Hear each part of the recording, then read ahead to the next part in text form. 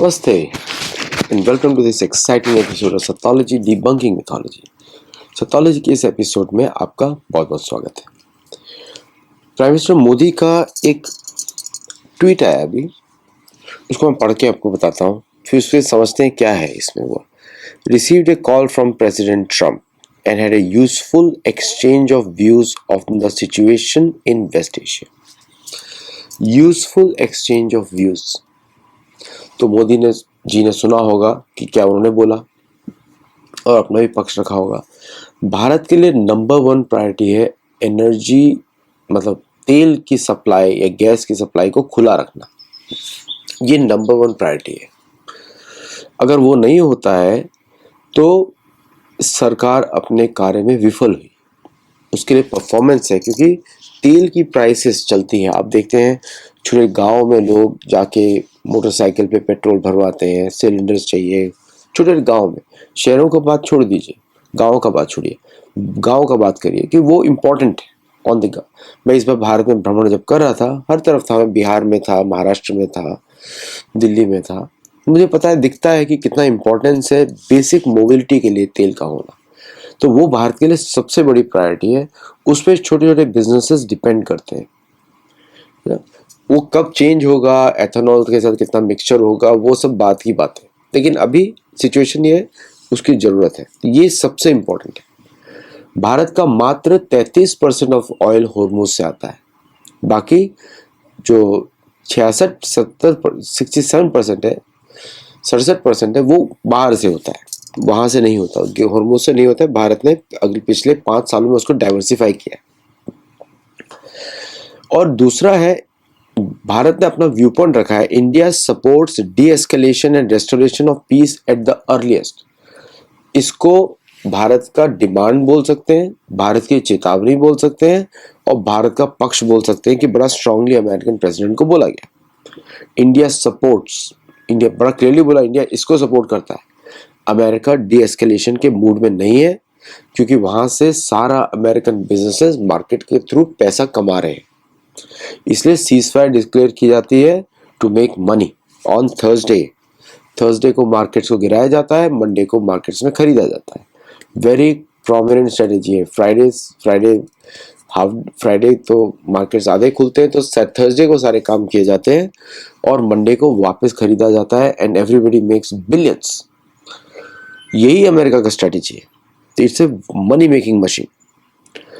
और भारत ने तीसरा स्टेटमेंट बड़े कठोर है, ensuring that the Strait of Hormuz remains open, secure and accessible is essential for the whole world। Bharat की डिमांड है कि इधर आप इधर गड़बड़ी मत फैलाओ, इधर गड़बड़ी मत फैलाओ, युद्ध का जो आपको करना है प्लान इधर से मत करो।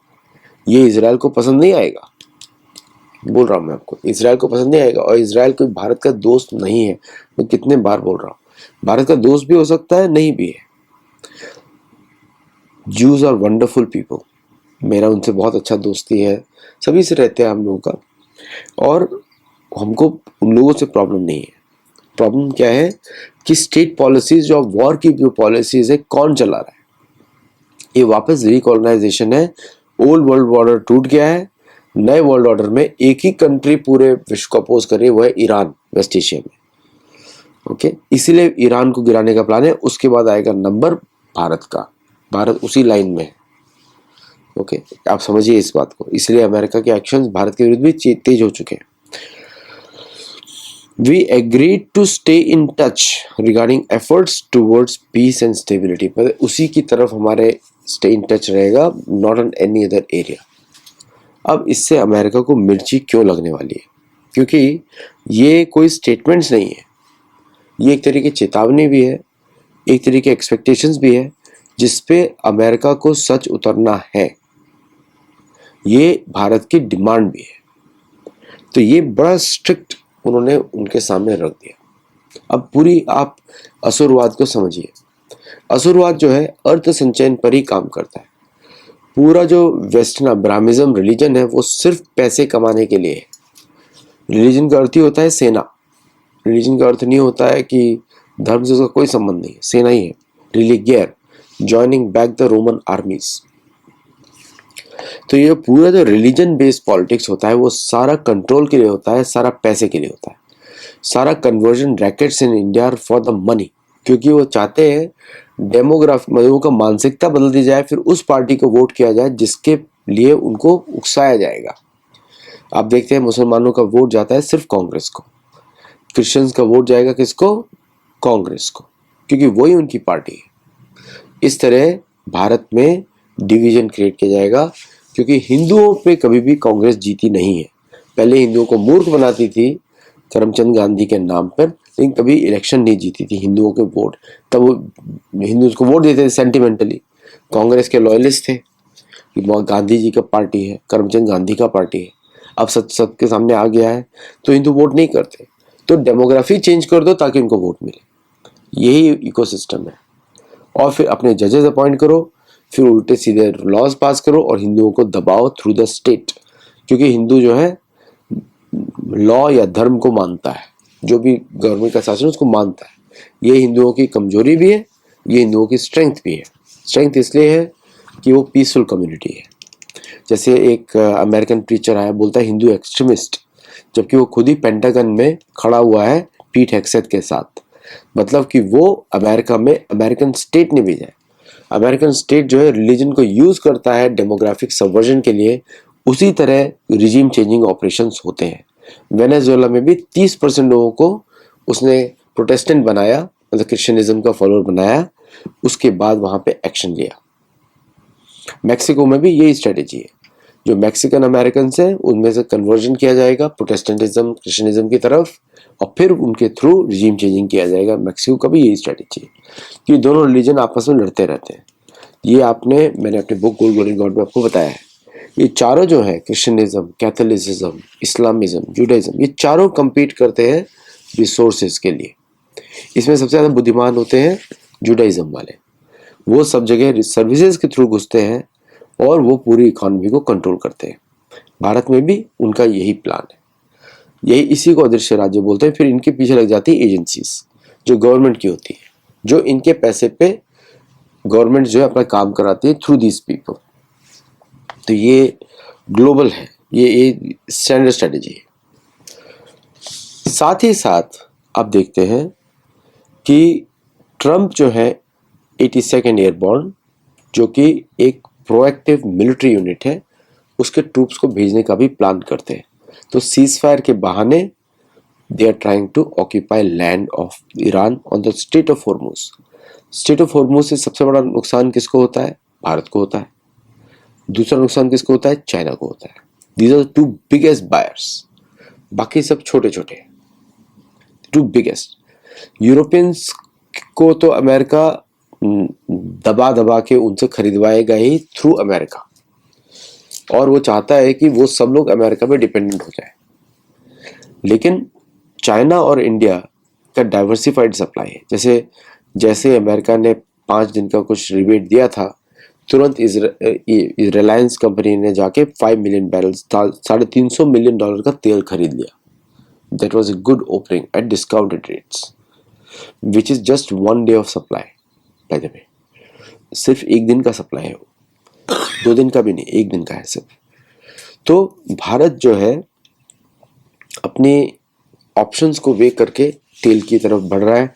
आज स्टेटमेंट भी उन्होंने रिलीज किया कि सिक्योरिटी, मतलब कि तेल जो है सबको डिस्काउंटेड रेट पे अवेलेबल है, मतलब भारत में कोई कमी नहीं है, और भारत की सारी रिफाइनरीज आर फुल्ली एक्टिव। आप अमेरिका पे कभी भी विश्वास नहीं कर सकते, क्योंकि अमेरिकन खुद ही अमेरिकन गवर्नमेंट पे विश्वास नहीं करते। ऐसा नहीं बोल रहा हूँ कि मैं अमेरिका के विरुद्ध बात कर रहा हूँ, मैं बता रहा हूँ ऑन द ग्राउंड। क्योंकि आप देखते हैं जितने भी कॉन्स्पिरेसी थ्योरीज हैं वो अमेरिकन सिटीजन से क्रिएट करते हैं अगेंस्ट द अमेरिकन स्टेट। कोई बाहर से क्रिएट नहीं होती, अमेरिका के अंदर ही क्रिएट होती हैं सारी स्ट्रेटेजीज। तो इसलिए हम कभी भी विश्वास नहीं कर सकते इनके ऊपर। हम इनके ऊपर ये भी नहीं सोच सकते कि ये कभी भी भारत के साथ खड़े होंगे। आप देख ही रहे हैं कि दोस्ती के नाम पर क्या क्या चलता है भारत में, स्पाइंग एक्टिविटीज, ये एक्टिविटीज, वो एक्टिविटीज, क्योंकि इनका पहला जो पर्पज है वो है क्रिश्चियनिज्म को बढ़ाना, उसके माध्यम से रिजीम चेंजिंग करना, उसके माध्यम से पैसे कमाना। अमेरिका जो है अमेरिका में रह के अमेरिकन से पैसे नहीं कमा सकता।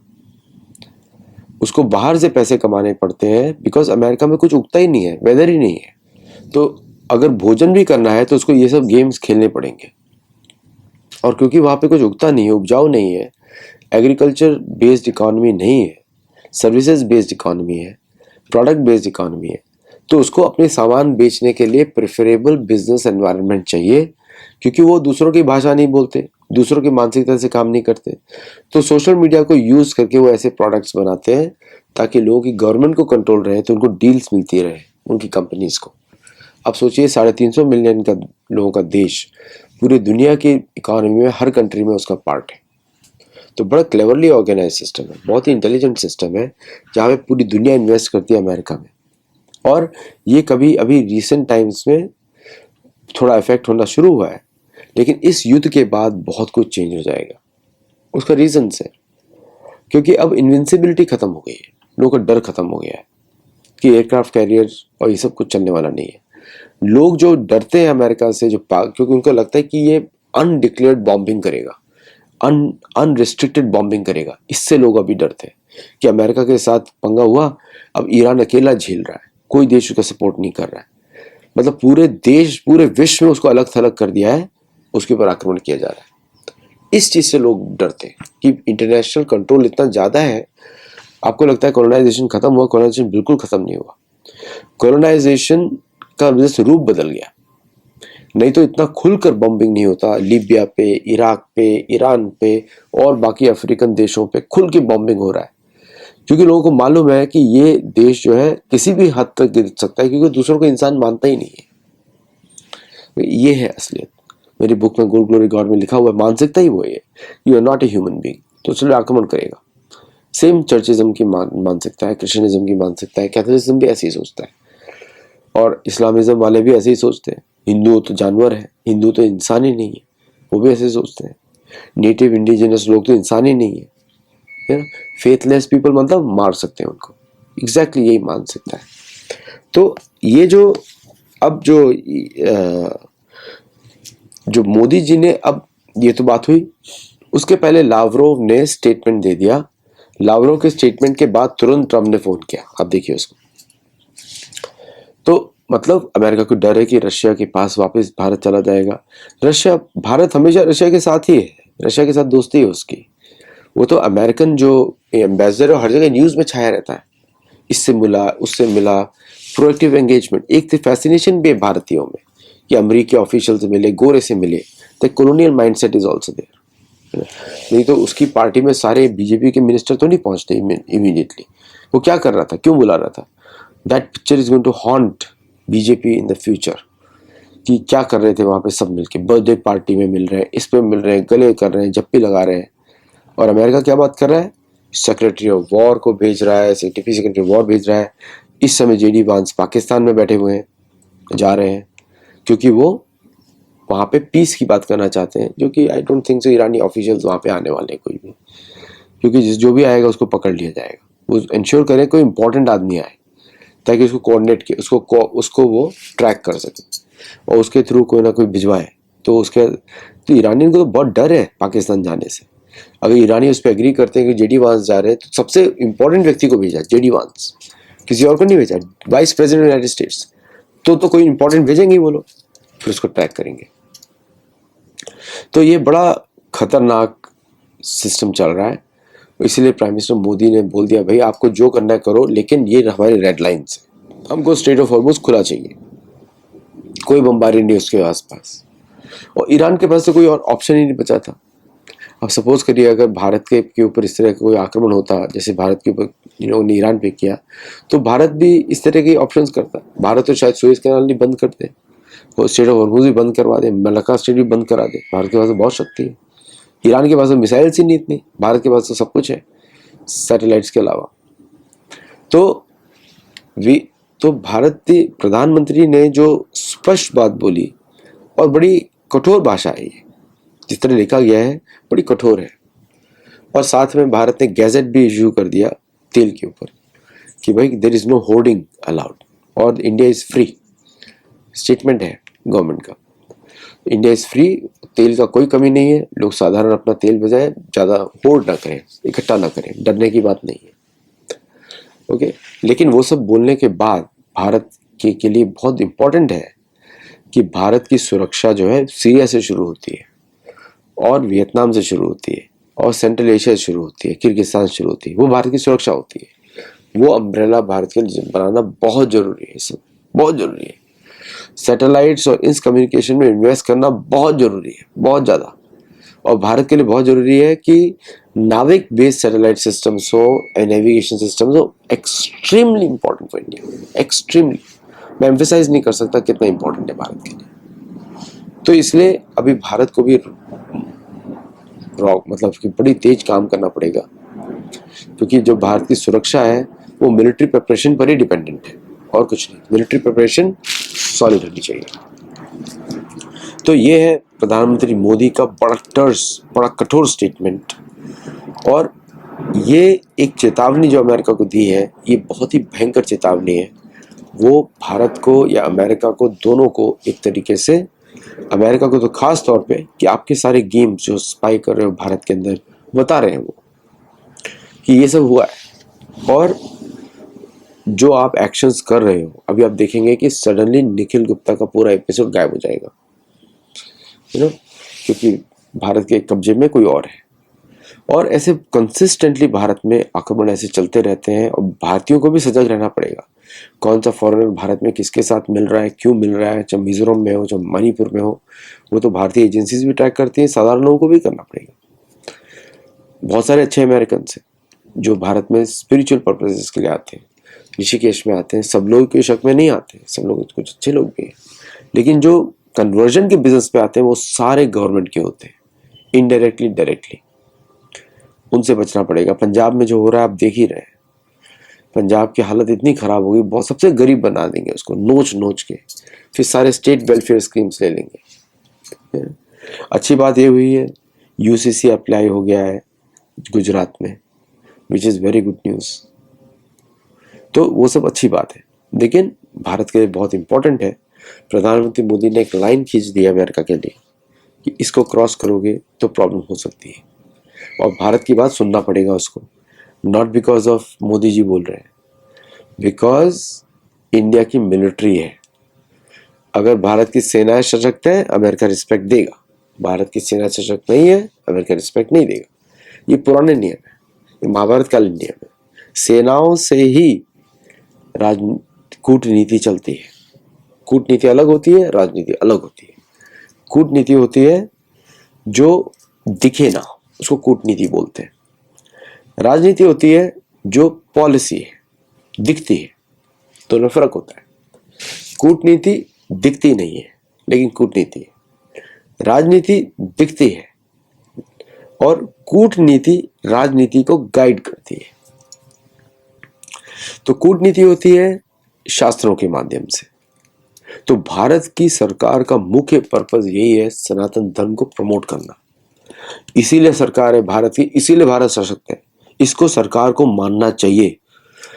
वेदों की रक्षा, वेदों का प्रचार, वेदों का प्रसार, पुराणों का प्रसार, रामायण महाभारत का प्रसार, यही भारतीय सरकार का दायित्व है।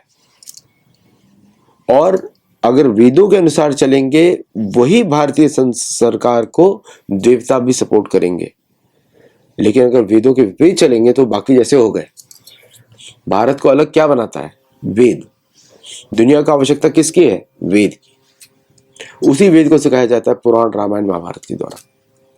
ओके, भारत की पहचान क्या है? वेद, कुछ और नहीं है, कुछ नहीं है। भारत में धन समृद्धि क्यों है? वेद की वजह से। तो भारतीय सरकार is a representative of Veda in the world. इसको मानना चाहिए सरकारों को और उसी के लिए काम करना चाहिए।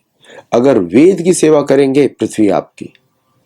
वेद की सेवा नहीं करेंगे तो पृथ्वी में पिटते रहेंगे, क्योंकि हमारा दायित्व अलग है, हमारा स्वधर्म अलग है। सरकार का स्वधर्म है लोक संग्रह। लोक संग्रह तो वेदों के आधार पर ही होता है और कोई माध्यम से नहीं होता। तो भारतीय सरकार को स्पष्ट रूप से क्लैरिफिकेशन मैं जितना बोल सकता हूँ उतना बता देता हूँ, बट तो आगे तो सरकार को ही सोचना है। हम लोग तो अपनी सेवा करते रहेंगे जगन्नाथ जी की, है ना, हमको क्या फर्क पड़ता है। तो आप लोग हमारे साथ जुड़िए, योग गुरुकुल में जुड़िए, हमारे साथ सीखिए, हमारे मेंबर्स ओनली वीडियोस देखिए, मेंबर्स बनिए, हम लोगों को सपोर्ट करिए वे पेपाल वेनमो उसके द्वारा। और मेरे जो इंडिया ट्रिप से इस बार बहुत जगह जाना मेरा रह गया, मैं स्पष्ट बता देता हूँ कि सतोलॉजी के पास इतना धन नहीं होता कि हम हर जगह जा सकें। आप बुलाते हैं, आपका प्रेम है, तो अगर आप कोई ट्रिप मेरा ऑर्गेनाइज करना चाहते हैं तो आप उसको सपोर्ट करिए। और इस तरह के सतोलॉजी के जो अदर प्रोजेक्ट्स हैं, गुरुकुल और जो पुरातन पे जो हमारी रिसर्च चलती रहती है, मैं चाहता हूँ कि बहुत सारे स्टूडेंट्स ज्वाइन करें, सीखें मेरे साथ और मेरे साथ काम करें। अकेला मैं सब कुछ नहीं कर सकता, लेकिन एक मैंने इनिशिएटिव ले लिया है। आप लोग जुड़ सकते हैं, सीख सकते हैं, मेरे साथ ट्रैवल कर सकते हैं और इन सब ट्रिप्स को स्पॉन्सर भी करिए, क्योंकि बहुत खर्चा होता है जिसको हम लोग अफोर्ड नहीं कर सकते एक अकेले। और तो आप सबकी मदद चाहिए जो भी हमारे साथ जुड़ा हुआ है। Thank you very much. नमस्ते, जय Jagannath, and I will see you in Gurukul. And also video को हाइप करिए। हाइप का प्रोसेस मेंबरशिप के लिए दिया, मतलब मैंने कमेंट्स में डाला हुआ है, अब वहां से हाइप करिए, so more and more people connect to Sathology, more and more people. नमस्ते, जय जगन्नाथ, जय रुक्मिणी पांडुरंगा, जय Rukmini Vitthala. So I'll see you in the next show. Namaste.